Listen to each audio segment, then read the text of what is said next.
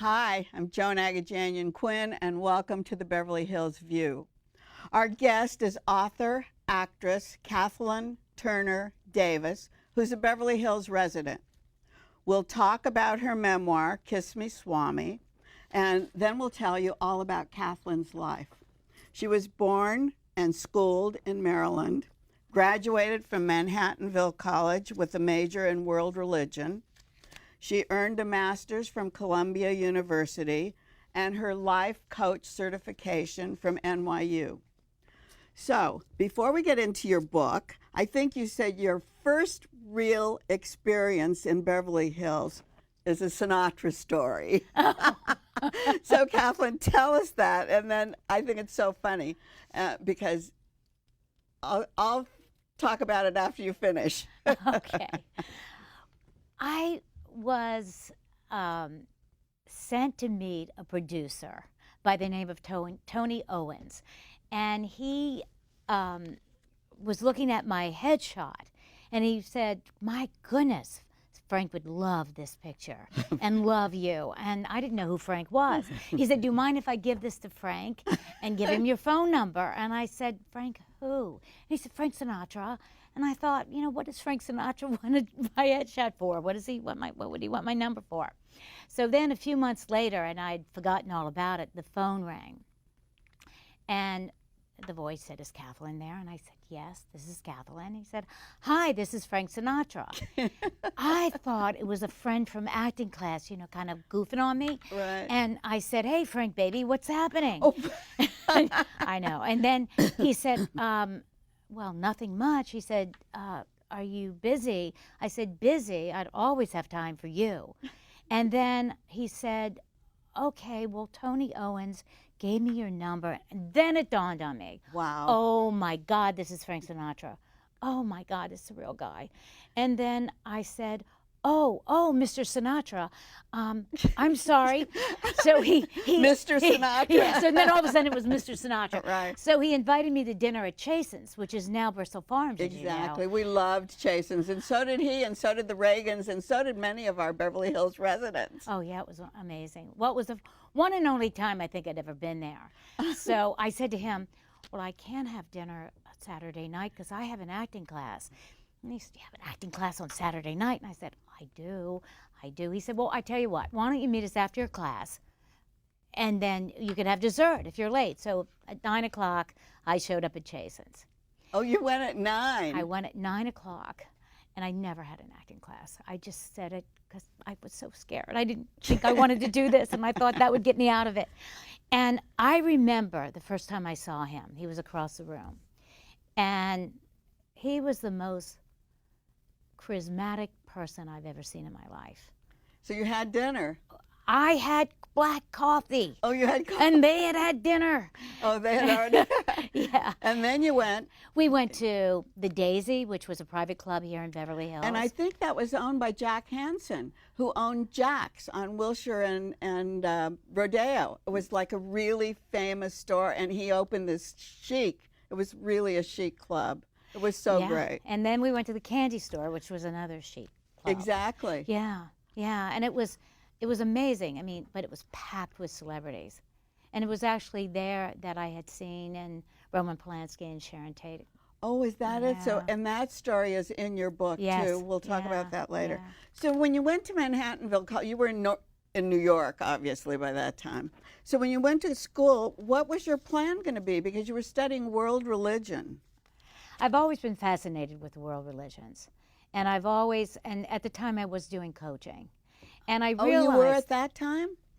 I was, but I was doing more the spiritual coaching, the Sedona Method and things like that. Oh. But I realized that I needed the mainstream credentials to really be taken seriously in my work with people.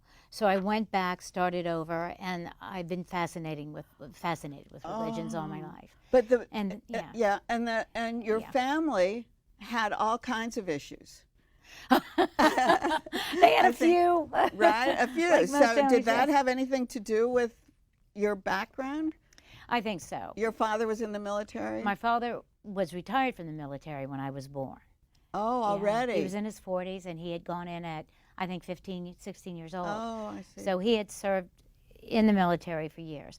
But the thing that I think made me do this was I describe in the book, I was very sick as a child, and I was in and out of Bethesda Naval Hospital. Oh, because he was in the service, Yeah, so you could so go to we got- Bethesda. Yeah, and so one day I saw a mother holding a child, and the child just had a little bit of white fuzz on her head. She was probably around my age, 5 or 6. And the mother was cradling her with tears in her eyes and saying, my baby, my beautiful baby, with your blue eyes and blonde hair. And I knew instinctively as a young girl that child was dying. So I made a decision there that I wanted to help people. Wow. Help people with emotional suffering. That's really hard as a young child. But you Mm-hmm. had emotional suffering. Your brother, your Oh, yeah. father. Tell us about those things. Well, first of all, my mother was an alcoholic from the time I was around 5 to 11. So it went all through your family, right? It went through the family. And my dad, who was wonderful, he was a wonderful father, but he wasn't emotionally available. I never once remember him saying, I love you, or being that kind of affectionate. But he was always very supportive, absolutely supportive.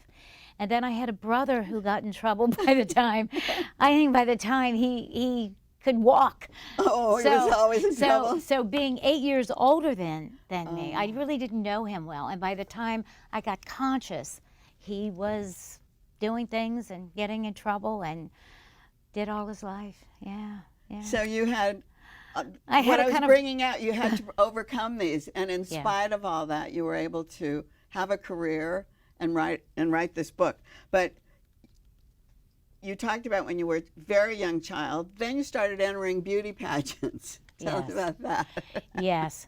I talk about one night, and I was this little chubby girl who didn't feel great about herself with her beautiful cousins. And I was going to get a snack, as I say, my chubby self didn't need. And my father said, sit down here in this chair and watch this with me. And it was Miss America pageant. Oh, is that how it started? It did, and it was the year Mary Ann Mobley was crowned. Oh, we love her. I We know. loved her so much. She was so great. She was beautiful. And She and Gary lived in Beverly Hills, too. Did they? were- And New yeah. York. I believe. Yeah, I and used New to York, see them too, around right. New York, yeah. So anyway, my father said, you want to do this? And I said, well, I can't do that. I'm Oh, Pretty he enough. Was he was the motivator? He was totally the motivator. Oh, that was Yeah. great. So once you got into that situation, I think you saw that there were a lot of different issues with people, emotional issues and problems with the contestants, right? Oh, sure. And you had such pressure on you to be perfect, you know, to be thin, and all of it. It was very difficult. I didn't enjoy that. Was I that have your to first? say. Was it in New York? Were the Oh pageants no, in, no. Oh, The they were all pageants were in over? Maryland. Oh, they were. Yes, yes. And then you went to New York as a teenager and had your first glimpse of New York. I did. I was asked to chaperone, and my goodness, I was only 18 years old. Oh, you said- But my cousin's class went when she was 13, and I Oh. went to New York City for a day. But that's not where I had that thing about New York. It was during the Miss American Teenager pageant. And did you go then, or you just No, saw it on I went. TV? I went to L.A. Oh, you came to I LA? ended up in LA Oh, first. that's when you came to Hollywood. I came to Hollywood. Oh, now, okay. Then there were lots of parties and celebrities. Ah, Did you yes. see all this happening in front of your? Oh, yeah. And the other thing is this movie out, Once Upon a Time in Hollywood, brings about so many memories, and also Echo in the Canyon. Oh, I was here yeah. during 68, 69, and 70. I left amid The film 71. Echo in the Canyon, and also yes. yeah, and also Oh, the David yes. Crosby is in. He has a documentary out now too. That's also about the canyon. I didn't know that. Yeah. Wow. So there are three really, Yeah. and you spent a lot of time there. Did you spend time in the canyon? I didn't spend a lot of time in the canyon. I spent most of my time in Beverly Hills, West Hollywood, I see. and in acting classes and But dance so classes. things so like you that. were Yeah. like 18, not young, I or was you younger? when I did the pageants, I was 15. But when I finally came here, chasing, by the way, a teenage crush, Oh. I ended up here at 20. Oh, so did you go to these celebrity parties? And did Oh you go? yes, I did. I went to some celebrity parties, met quite a few celebrities, had quite an adventure out here. Did you think you were going to be an actress when you were out here? I didn't when I first came. You did not? Not at all. Oh, because you were a beauty queen. I actually was going to go to school and major in psychology. Oh, okay. And be a psychologist. Actually, a psychiatrist at the Psychiatrist. time. Yes, Yes, that's that what I was- thought I'd be. Um, And then opportunities presented themselves to me, and I just and then took did you 'em. go back to New York right away? I mean, you went back to New York. Well, I hadn't started in New York. I started in Maryland. So I left LA after 3 years. Oh, you were here. Okay. And went to New York. And that's when you studied with Stella Adler? I did. And how was she teaching you to act? I mean, what was that kind of situation? Well, Stella really used the art of imagination. That was her technique, and was a lot of scene study. But the most fascinating thing about Stella was her brilliance in script interpretation. And I she mean- taught it Oh, clearly she- so that you knew what to do and how to do Oh, she was a master. She was the most brilliant individual I've ever known in my life. it. That's so honestly, great. yeah. So you were really lucky to do that. Oh my goodness, But- very. and then yes. at that time, you were living in the Dakota, which was also celebrity filled. It Should we was. say? I think so. I would say so. So who were your neighbors? Leonard Bernstein was my neighbor. Very big celebrity. He was pretty big. Yes, he was. And John and Yoko were in the building at the time, and Lauren Bacall. Oh, is that where Yeah. Miss Bacall was? Yes, she was. Ah. Did you rub shoulders with these people while you were living there? I certainly did. I sure did. Being a close neighbor, 23 and 24, there were 2 apartments on that floor, on that side of the building. So it was just his door and mine, and they were huge doors. And so we, with Leonard? yeah, I mean, with the yeah, maestro? with the maestro. With the maestro? Yes. Who Stella said you must never refer to him except the maestro. Oh, is that right? You don't want to act like a pedestrian. He Oh, is the maestro. Call him maestro. She was amazing. But is that a time when you had this, a bigger spiritual awakening? Oh, sure. And you were married at the time? I got married very shortly after I came to New York, yes. And that's when you moved into the Dakota? Into the Dakota, yes. And how did that happen? How did this new awakening, because you talked about thinking about that at 6 years old, and now you're married, you're living on the west side of the park, a very fancy building, renowned building, lots of celebrities, and you come to this new awakening. What happens in your life? Well, before I left, I had gone to a psychic at the Beverly Wilshire Hotel. Yay! I talk about. And of course, I'm young and I'm thinking she's going to say, you're going to be a big star and you have this huge thing ahead of you in acting. And she said, you know, acting is going to be second to you. It's not going to become that important to you. And I did not like where that reading was going. And she said, your path is a spiritual path. You have a lot of healing to do. You have a lot of work to do on yourself, and you're going to do it. And no, she said, they're telling me. I go, who's they? Oh, she was like, Who's they? And she said, the guides and all of this thing. And I thought, oh, this is so wacky. You know, I said, what is this? And she said, you're going to leave Los Angeles very shortly. And I thought, no, I'm not going to leave. But I had been thinking about leaving, actually. But I didn't really think I'd do it. And then a few things happened, and I ended up leaving, exactly what she said. And then, you know, being here, I was here in the sexual revolution. oh, I was here right. during that period of time. And then New York, where everyone's the talking human- about what was happening then, and they thought it was okay during that time, oh, right? sure. But then the human potential movement was happening in New York. And it was a great time in New York because it was still involving the great acting teachers like Stella Adler, Lee Strasberg, Stanford Meisner. So that world was still there. And yet it was that self-potential movement. And I got very quickly pulled into it. And it was amazing. It was great because I began to have to look at myself. So this was during your married life. Yes. And Yes. so what happens to your marriage when this happens to you? I think what happened in my marriage is I did the doll's house for Stella, and I really saw Nora in me. I really did. But the marriage, Paul was 17 years older than I was. Oh, I see. And he was an open heart surgeon, and his life was pretty well was so handled. different. He was so different, and yet it was wonderful while it lasted. But we were going in different directions. And I remember I was very young, and I think I was 26, and he wanted to move out of the city, and he wanted to go to the suburbs, and I wasn't ready for that. I was still studying with Stella. I was still acting, and I just didn't want to go. Did you go to the suburbs? You did live in Connecticut. Well, years later, Is that what happened? With my fourth baby, I moved to Greenwich, Connecticut. So you did end up in the suburbs. I ended up. But in between. But with my second husband, with Rob. Yeah. But in between, you did acting. You were acting. You were in movies. You had all these different experiences, yes, right? I did. So we're going to go through some photographs. Okay. And look at the monitor, and then you can tell us what each one of it is, because I think it goes back through your life. Well, that's with Troy Donahue. And I remember that was in my little apartment in West Hollywood, and they were doing some photographs of me, and he was there, and he jumped in a few of them. Okay. So there he is, yeah. That was in Hawaii, and I talk about Don Ho in the book in my early years, and then my family and I went back to Hawaii, and Don was so gracious. He was just amazing. Don Ho. Don Ho, yes. Okay. So he did pictures with the children. And then that was during the time after I had done the movie, and that's Clint Walker, and we did a tour for Richard Nixon when he was campaigning for president. Oh, he did. What movie and I have had to you say, done? I was in The Grasshopper. What movie? Oh, The Grasshopper. Okay, I think we have a. Yeah. Was that with? With Jim Brown and Jackie Bissett. Yeah. Yeah, that was on the set. And that was June Allison. Remember her? Oh, yeah, fabulous. Yeah, she was on that tour too.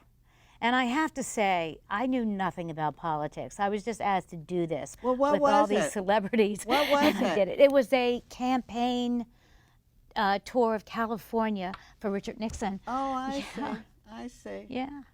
This is a great picture. We love Richard Gere. Oh, who doesn't love Richard Gere? That was at the Red Ball in New York City.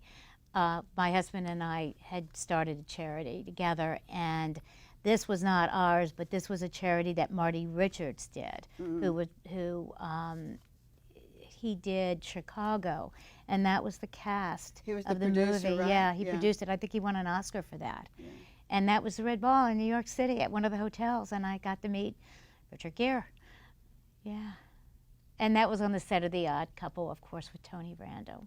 That was the movie? That was the television series. Oh, the television. You were in that. Yeah. I see. And I ended up knowing Tony a little bit in New York. Yeah. And the other person you spent time with was Gary Marshall. Yes. Did you meet him at that time too? I met Gary for my first audition for the movie out here.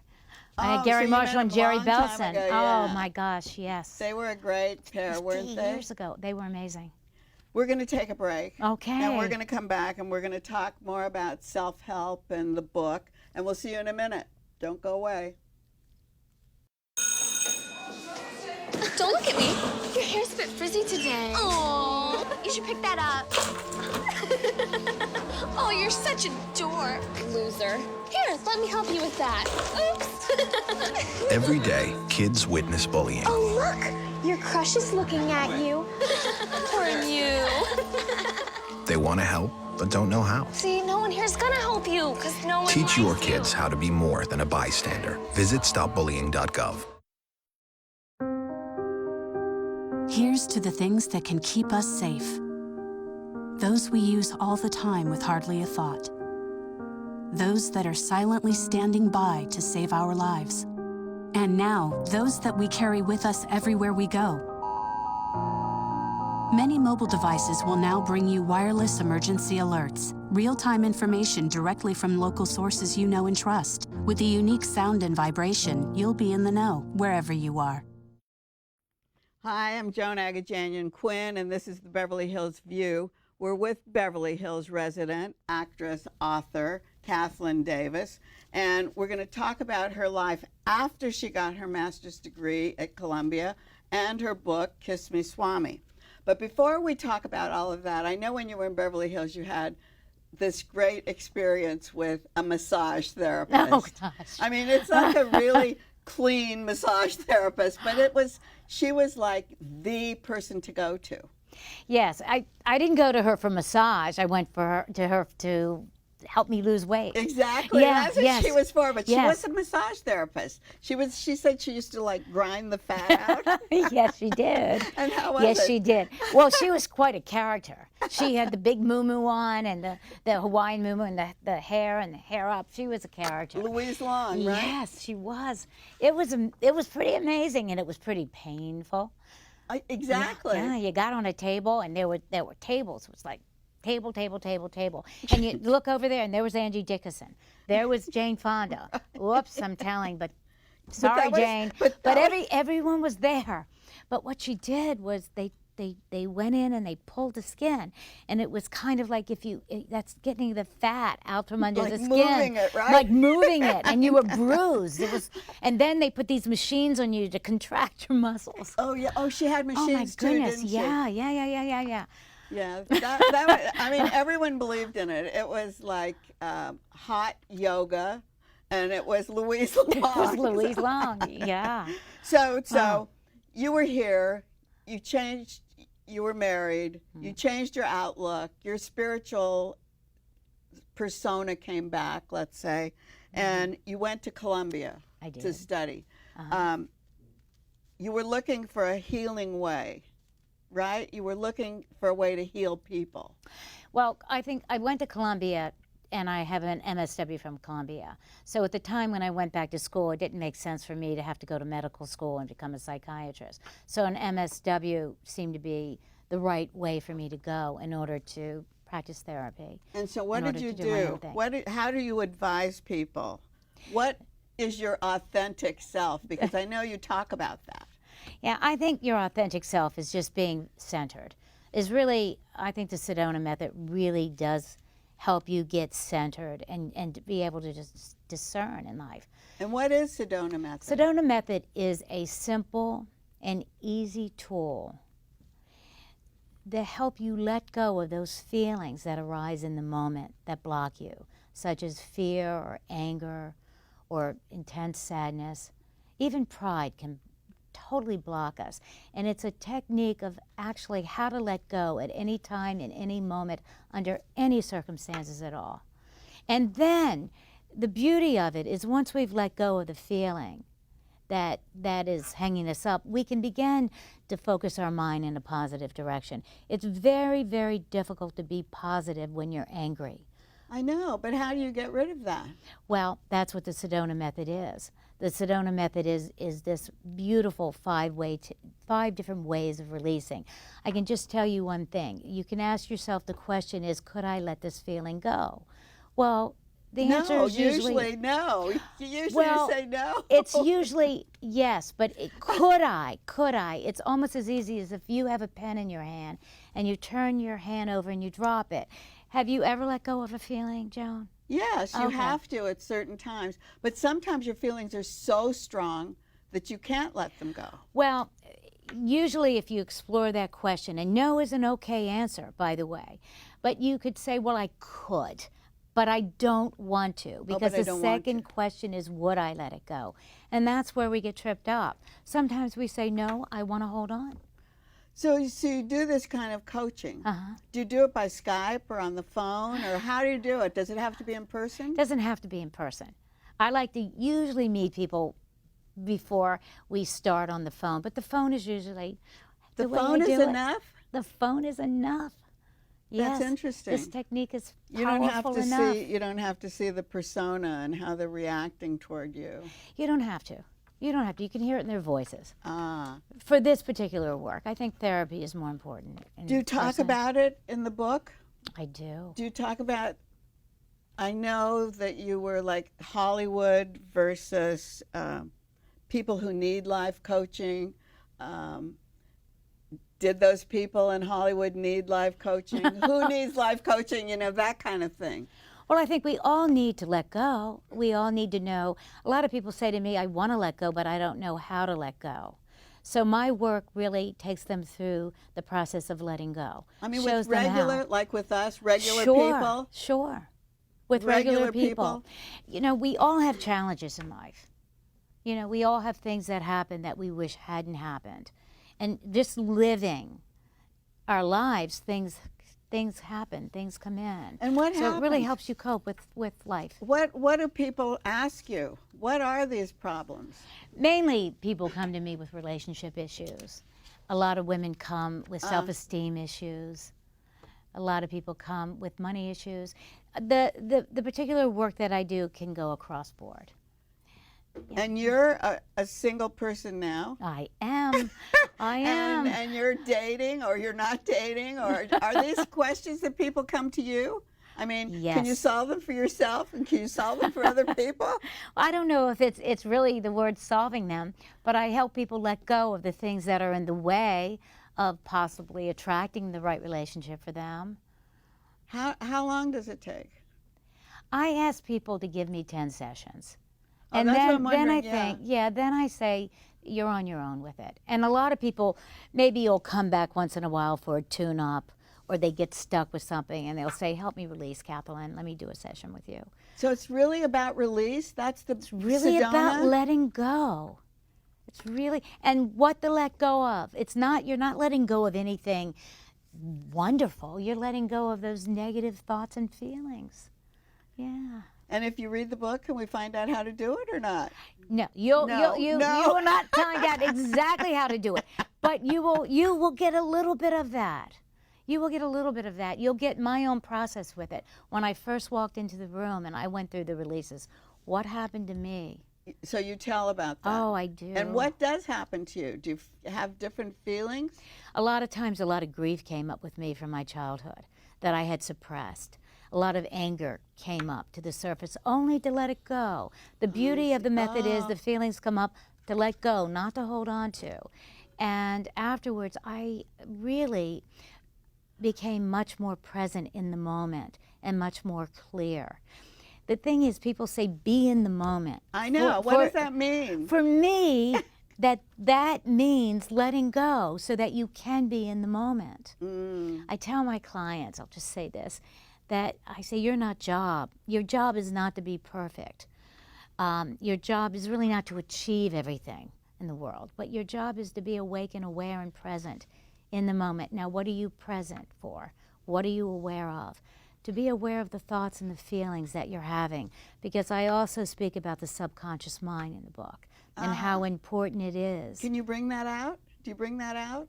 The subconscious mind? When you start releasing, all of those things that you had buried in the subconscious will start to come up so that you can take a look at it. And then you can release. Then you decide. can either- You have to decide. You have to decide if you want to let go. Right. Trust me, I've held on a lot. I think we all do. That's why Yes. I keep asking you. Yeah, yeah. Well, I think it's something for us to look at and something Yeah, for us to try. And Kiss Me Swami means what? Kiss Me Swami. It's an adventure about a dream that I had about a Swami. And all I could think about as he's telling me all these great spiritual things is, oh, God, he has sexy lips. Oh, I'd love to kiss him. He's so sexy. Oh, he's so sexy. So I finally said, kiss me, Swami, kiss me. Oh, wow. And I talk about was the greatest kiss I ever had. Is that right? Yeah. Okay. We should end with that, but I wanted to end with an Yes. Elvis story that you told, because Elvis lived up the hill in Truesdale at the top of Hillcrest. And I don't know when you met him, but it's part of our story. Okay. Yes, I when I lived in this building, there was an upstairs and downstairs, and one night, and I'll be quick because I know there's not a lot of time, I had my door open to get some air. It was late at night, and I was playing records. At the time, they were records. And I was playing an Elvis record, and a head popped in the door and said, "Why, hello there. Thank you for playing my boss's music." And I said, "Okay, you're welcome." He said, "Hi, I'm Charlie Hodge. I'm a very good friend of Elvis, and I'm a backup singer." Oh, wow. And then we started to talk, and he asked me if I'd like to meet Elvis. I said, sure.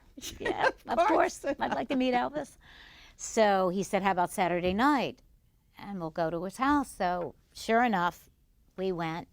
And I have to say that as we were going in the gates, and I actually looked it up online to be accurate, and didn't have his house here with the music notes on it, but they did have the music notes on it, and there were fans standing there, and I started to get very nervous. Is that right? When you went, there were fans standing there? But I'll skip a little of the introduction, but I pulled out a cigarette at one point with Elvis, and I had told him a story that I had envied teenagers when I was young, when he first came out, because I wasn't old enough to have a chance with Elvis.